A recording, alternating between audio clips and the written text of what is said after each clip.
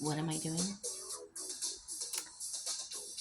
I'm sitting in the office, trying to play on TikTok, try to get my mind off of things. So, I'm going to tell you one thing.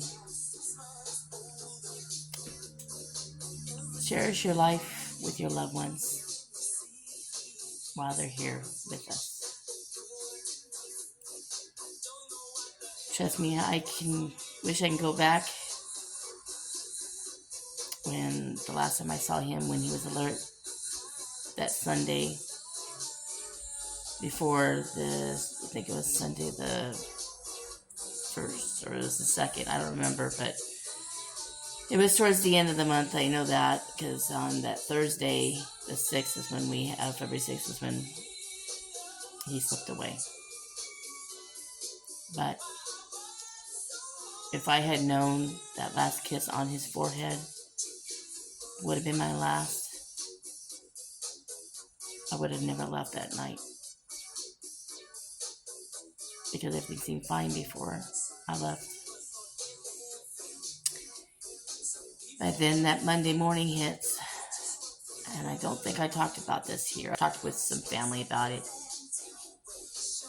But I wasn't feeling good that Monday morning. And so, since I wasn't feeling good that Monday morning, I didn't want to come into the ICU unit to go visit him. So that morning, that Monday morning, excuse me, I texted him and told him, honey, I'm sorry, but both me and Care Bear wasn't feeling good, so that we won't be making it there. And get a response. And that was in the morning. Plus, I had to come to work that afternoon. And, I had a bad cold, that's what it was. But, I didn't want to spread it all over the ICU, and plus, especially with him being where he was. And didn't get a response. Waited about a couple minutes. So I decided, well, I'm going to do a video call, because naturally he can't talk, but I figured I'd do a video call so I could see his gestures or whatever he would write on his whiteboard. No answer. So I thought, okay, well, maybe he's just resting. So I went around my business, and come around 2 o'clock, I had to come into work. So I came in here, and I thought I'd try calling him again on a video. Still no answer. I said, well, let me call the nurse's station and see how he's doing, to see how he's doing.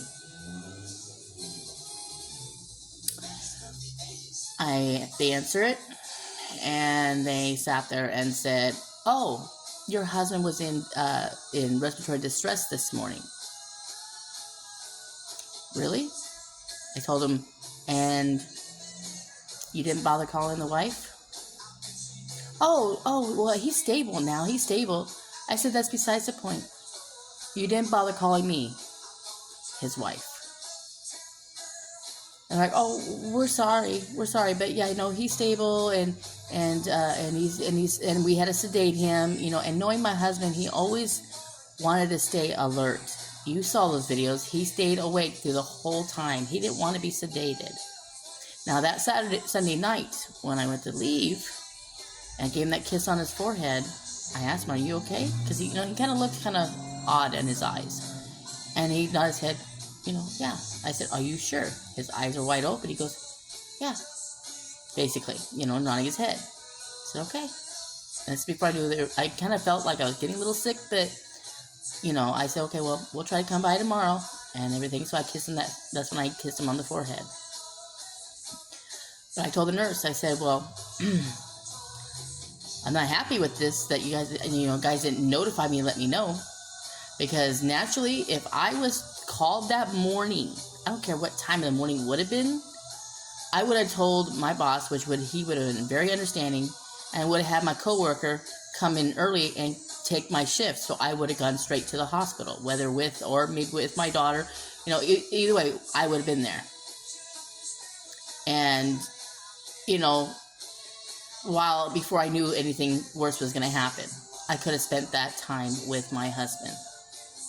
But they didn't bother calling me to tell me. So I'm sitting in the office, and roughly about an hour, maybe 2 hours later, I get that call from the doctor. And that's when I got that call saying, you may want to call everybody that you think of to be here because we don't think he's going to make it throughout the night.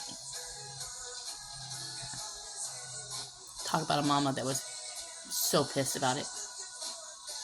Knowing that what they told me later, but what happened that morning, I could have spent more time with him. And if I known, looking back, that last kiss on his forehead would have been my last one while he was still alert, I would have made arrangements and probably would have had Carolina, stay at home.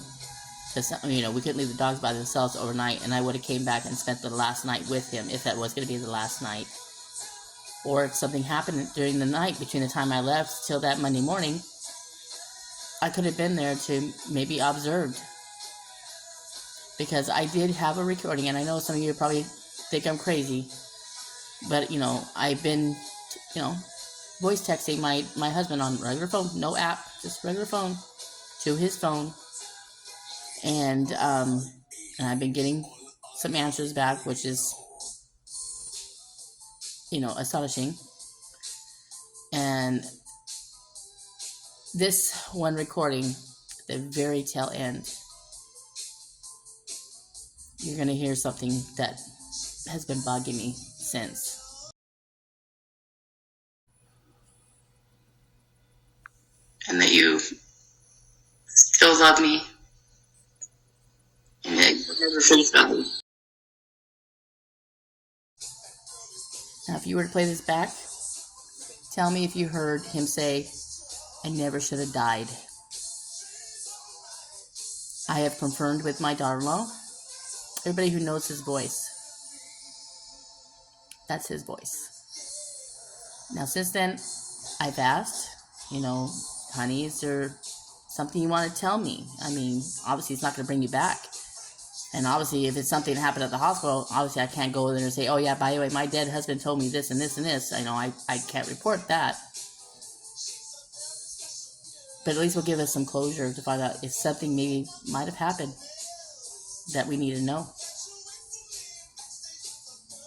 Because for him to say that and knowing that he was fine that Sunday night and then all of a sudden in a respiratory distress that morning and call me to tell me, of all people.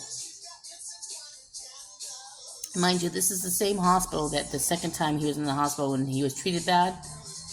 The same hospital. But the difference was all the nurses were really nice and pleasant. But there was a new nurse that I saw that Monday when I came in. I don't know. There was something about that particular nurse that I'm not liking. There was an attitude issue with her.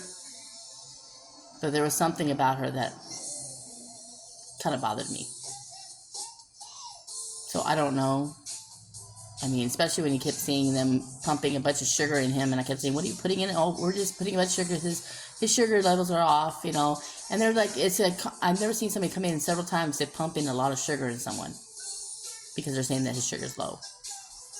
And if you know me as a diabetic, you get too much sugar, it can actually give you a heart attack.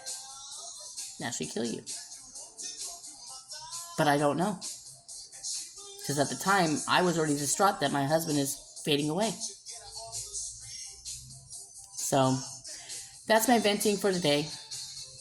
But I may go on live just to talk to you guys.